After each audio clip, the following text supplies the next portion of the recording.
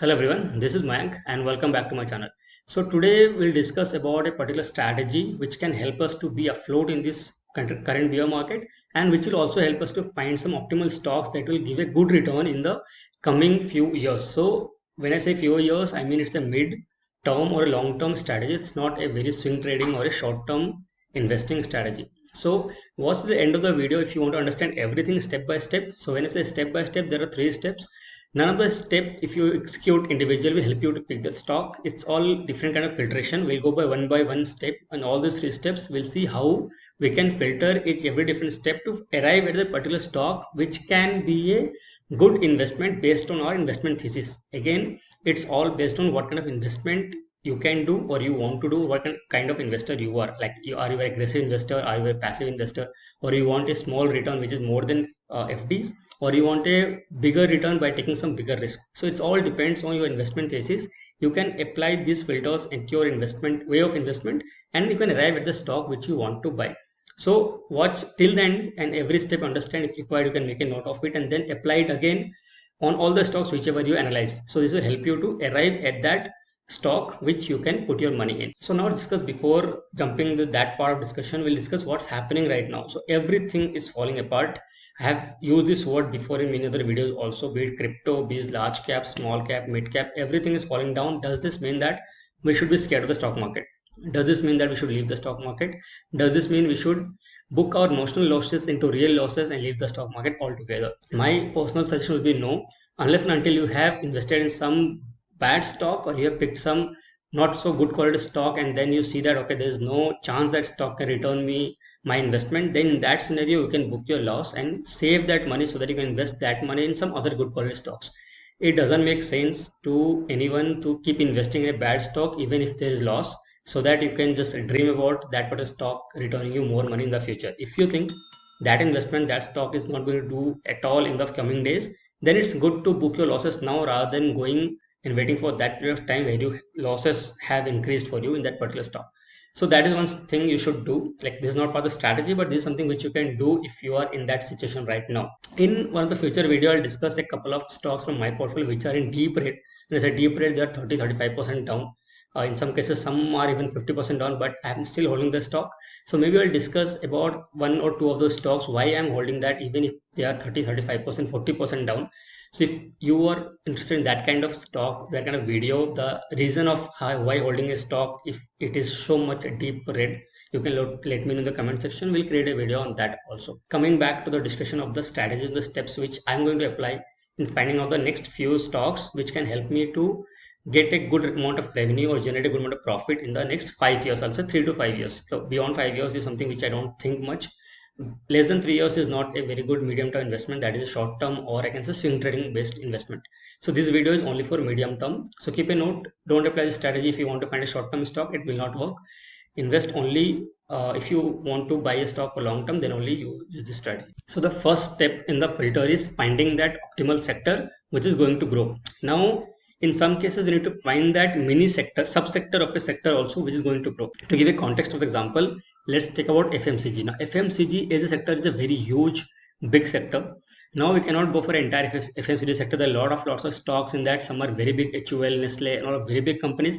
Some are mid cap like Tata Consumer Products Limited, and other companies are very small. Marico is a big company. So like that, there means lots of examples you can think about. So sector is very important, which sector is going to grow, and then subsector of that sector is very important. Why I'm saying, if you talk about FMCG, there are two kind of products: package, non-package. Then if you go further down, high-end, high-value products, then mid-level products, then low-level products, like low price segment products. When I say level, I mean the price segment is low, mid, and high.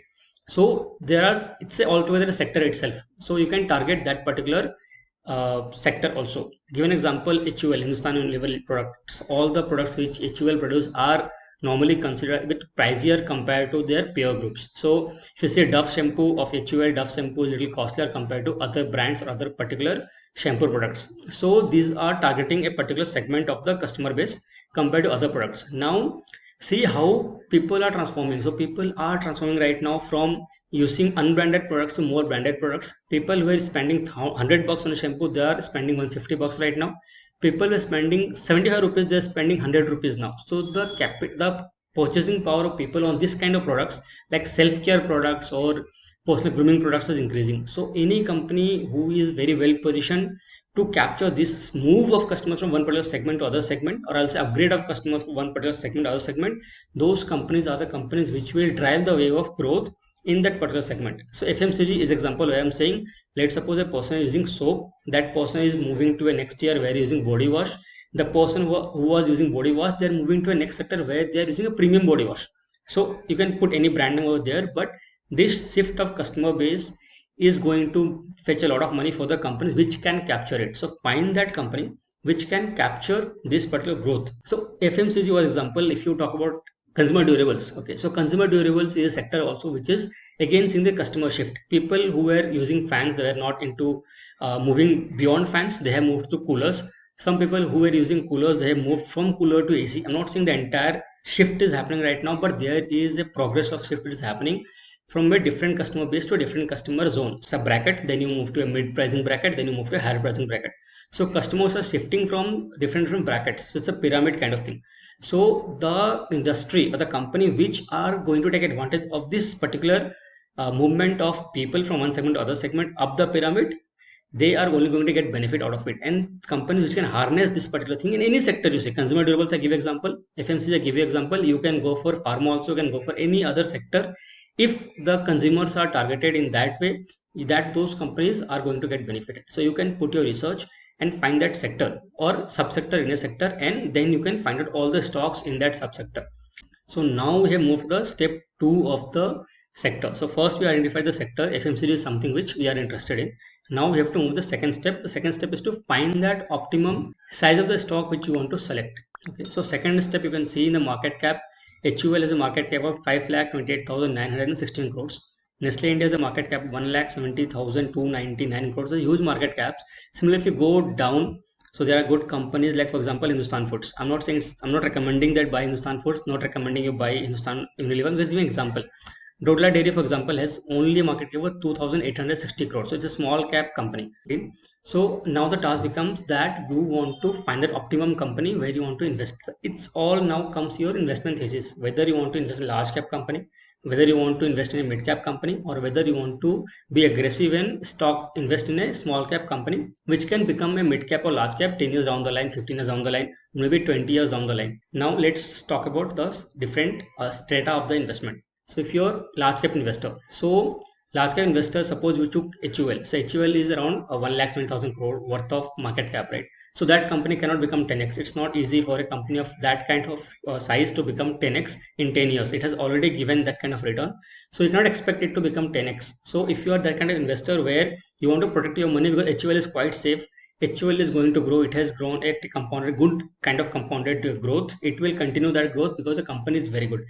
Fundamental analysis of the company and all we can discuss some other video, but my crux of the statement is that a large cap company cannot become much bigger compared to a small cap company, which can eventually become mid cap and large cap. So if you are that kind of investor where you want to invest in large cap stock, don't want to take much risk, but you want a stable return, then you have to invest in large cap stocks. So if you are the kind of investor, then filter only by large cap stocks. Now comes the mid cap. If you are again like aggressive investor, semi aggressive investor, you can choose few stocks which belong to that particular mid cap range. So now it all boils down to what kind of investor you are. If you're a large cap investor, you can go for HUL and Dabur kind of company. If you are semi-aggressive or aggressive investor, you can go for mid cap and small cap. So now second step is to filter the list of stocks. Let's suppose 10 stocks you filter that belong to small cap category. So this is the second step where you filter based on investment thesis. So let's understand with the help of an example.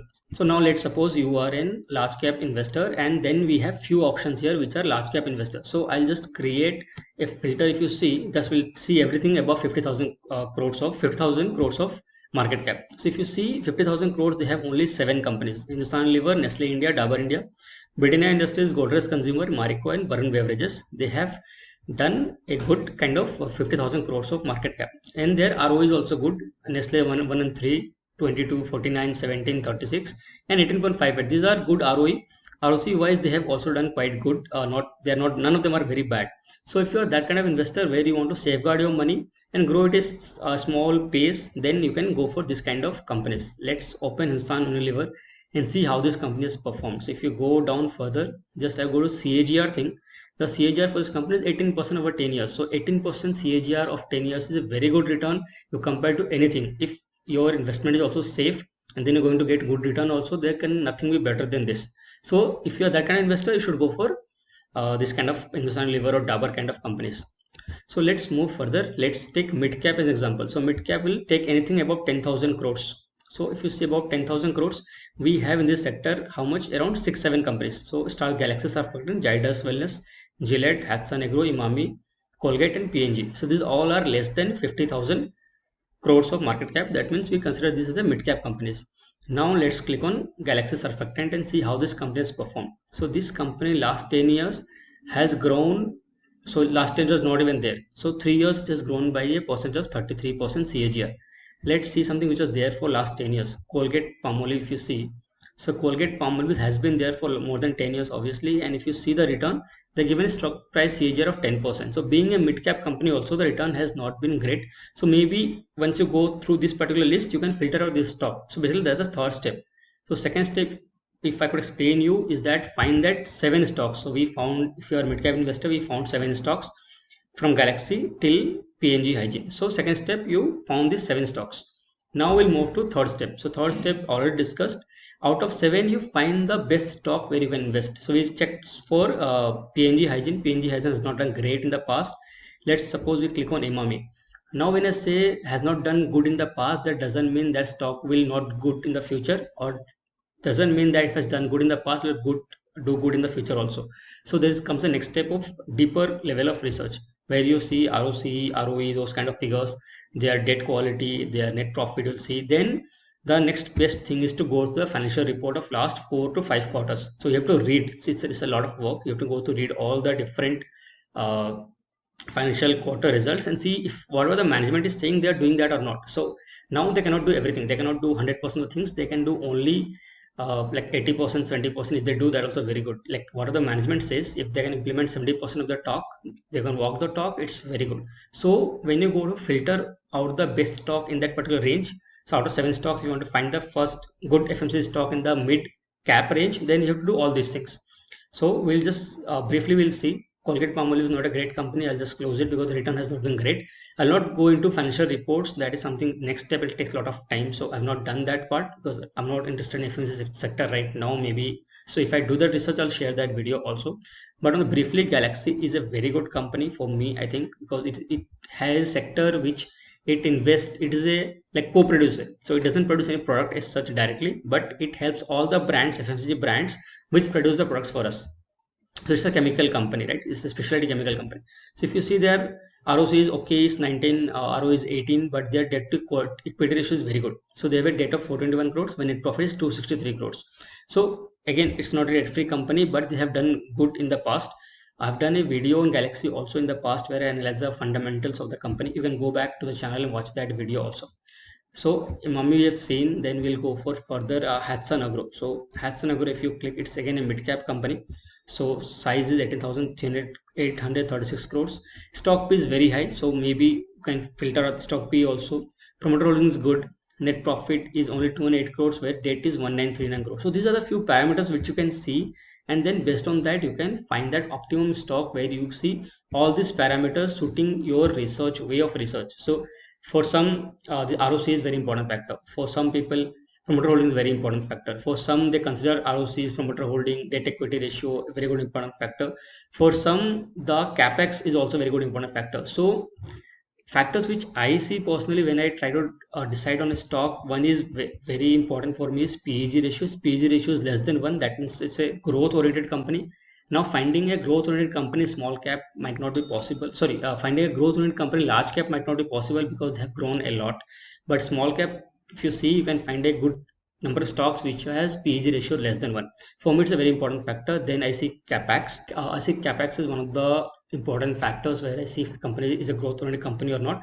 Mostly it's small cap and mid cap. Then I have a debt quality ratio.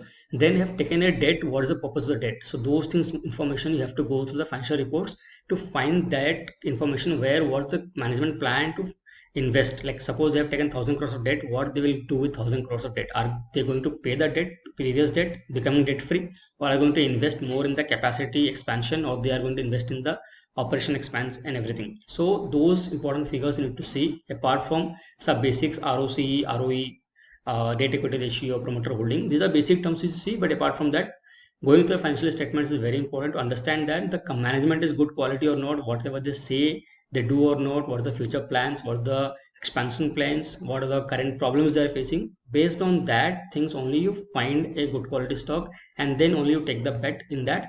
And then once you take the bet, it's time to wait. It's just like you invest today and the market is going through a rough phase and you lost 10% and you start doubting your research or somebody research you follow, and then you pull your money back and book your losses. No, if you have done your research, believe in the research, stay put in the market, wait for the time frame what you're given you, 3 years, 5 years, whatever time frame given yourself, wait for the time. Most likely if your research is good, the stock will give you a good return in the future and they will again bounce back, provided the quality of the stock is good. So these were the 3 steps which am following right now and have followed in the past also, to find a good quality stock and to be invested in the stock for a longer period of time. One example which I just name you doesn't mean I'm saying that invest in the stock, but I created a video in the past also, is Root Mobile. So Root Mobile is something which I have invested. I'm trying to invest more whenever it's falling. So basically averaging out my cost of purchase. And my aim is to stay in this company for 5 years, because I have a thought behind it that why this company will do good in the future.